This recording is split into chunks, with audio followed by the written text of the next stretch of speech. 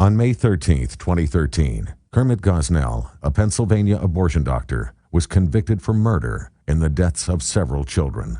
In that trial, witnesses testified that these babies survived abortions Gosnell was performing, after which he killed them outside the womb. Although the media, in concert with the American abortion lobby, is portraying this as an isolated situation, the pro-life movement has been aware of similar stories for years, and today, additional examples are beginning to emerge. On May 3, 2013, the following interviews were conducted with 3 recent employees of an abortion clinic located in a different state. Their real names are used in this production, but the identity of the doctor and his facility are being withheld to keep from compromising a criminal investigation into this matter. At the time this video was released, the abortion clinic in question remained open. Warning: this video contains material that is graphic and disturbing, and it is not suited for all audiences. Discretion is strongly advised. I was an OR assistant. I did a lot of parts of the clinic, and one of my jobs was his right chair assistant. And I never paid attention. I did pay attention, but I didn't know that it was illegal. When he did an abortion, especially a over 20-week abortion, most of the time the fetus would come completely out before he either cut the spinal cord or he introduced one of the instruments into the soft spot of the fetus in order to kill the fetus. And but I wasn't aware. I thought, well, it's an abortion. That's what he does. But I wasn't aware that it was illegal. And on many occasions we had fetus that he would use the process as far as what is it called, where he would dilate the cervix and then dilate the cervix, evacuate the uterus. And most of the time we would see him where the fetus would come completely out, and of course the fetus would still be alive because it was still moving, and you could see the stomach breathing. And that's when he would do his he would snip the spine, as they're saying that this doctor did.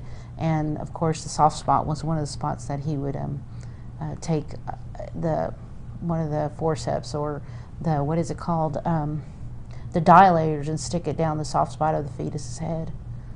You saw this happen? Oh yes. I think every morning I saw on several occasions. If we had 20-something patients, of course, maybe 10 or 12 or 13 or 15 patients would be large procedures. And out of those large procedures, I'm pretty sure I was seeing at least 3 to 4 fetus that were completely delivered in some way or another. Because sometimes laminaria causes the cervix to get so soft that you don't need a lot of pulling or anything on it. Once you take that package out, 9 times out of 10, that fetus is ready kind of just to flow from inside of the uterus out into, When you say package, you mean the laminaria? The laminaria package insertion, yes, right. sir. You take that out and the baby's ready to come out? Yes, sir. As soon as that, or sometimes he would go ahead and bust the water sac, and there you go. You practically had a fetus, in the pan. So. And you see the baby alive? Yes, sir. And him kill that baby outside the womb? Yes, sir. And this would be done by jamming some sort of instrument into the either that or soft spot, or twisting the head off the neck, kind of with his own bare hands. And you saw that happen? Yes, sir. Mm-hmm. So he would twist the head off. Sometimes he would go through the stomach as well. Sometimes he would do what? He would force it through the stomach. The instrument, mm-hmm. Is it beards? And twist it. Yeah. And you saw that? Mm-hmm. Anything that he could get to the fastest. Like she said, the umbilical, he was probably perforating the umbilical cord. I normally saw either the snipping of the spine or the introduction of the instrument in the soft spot of the fetus, normally. Or twisting of the neck. I remember he would put his finger. Yeah, or his finger. He'd take his finger and then through the throat. Yeah. You remember that the one that he did with the baby, the fetus came out and it was alive. He thought he had actually killed it already, and he opened up his eyes and grabbed his hand, his finger. Mm-hmm. Remember that one? No. What happened?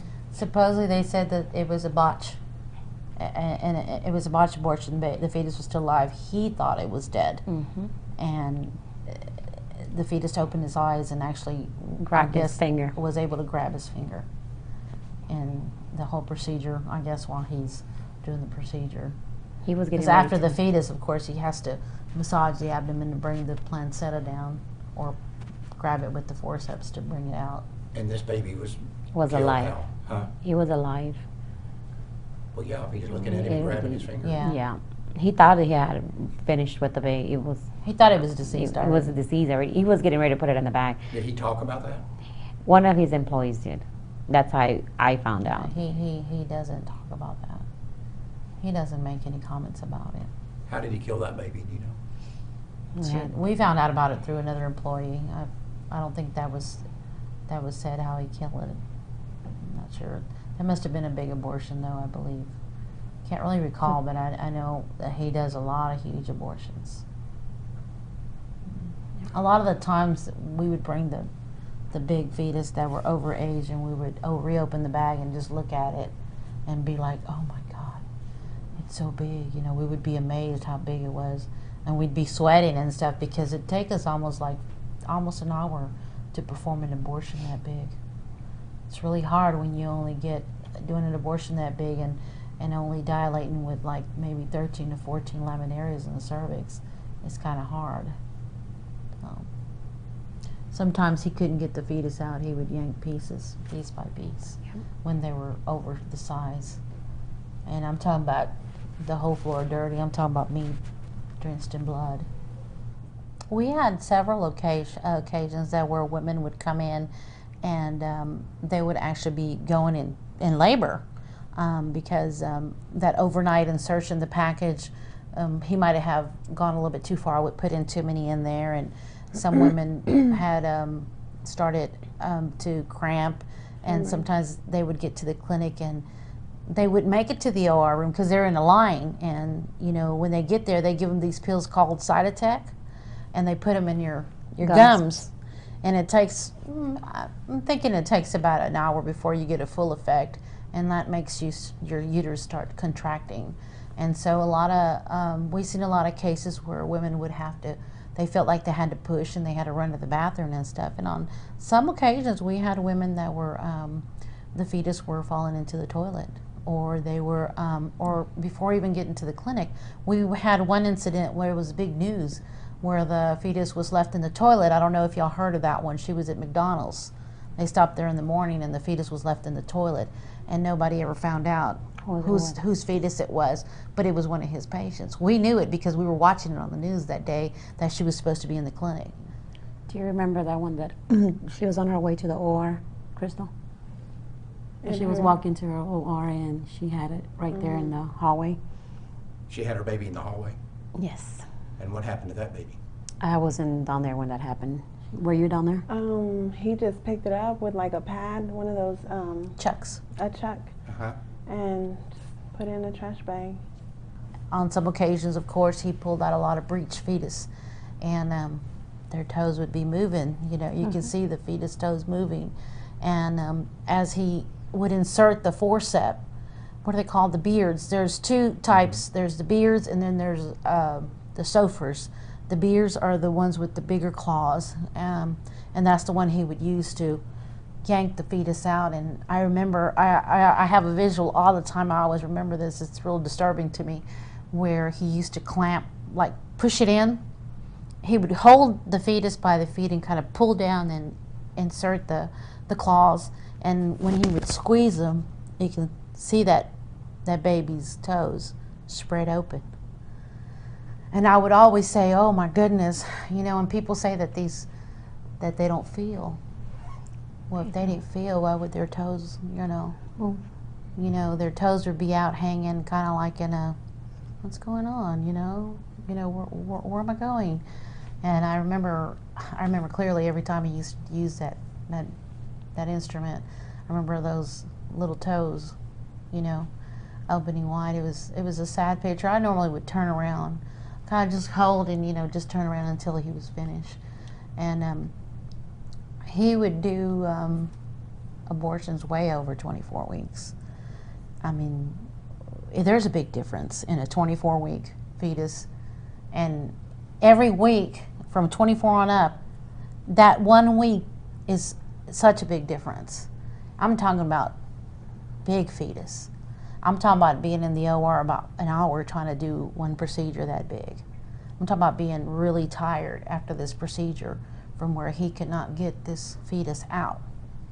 You know, and it's very overwhelming. We used to look at each other, and sometimes our tears would come out, you know, with the other assistants.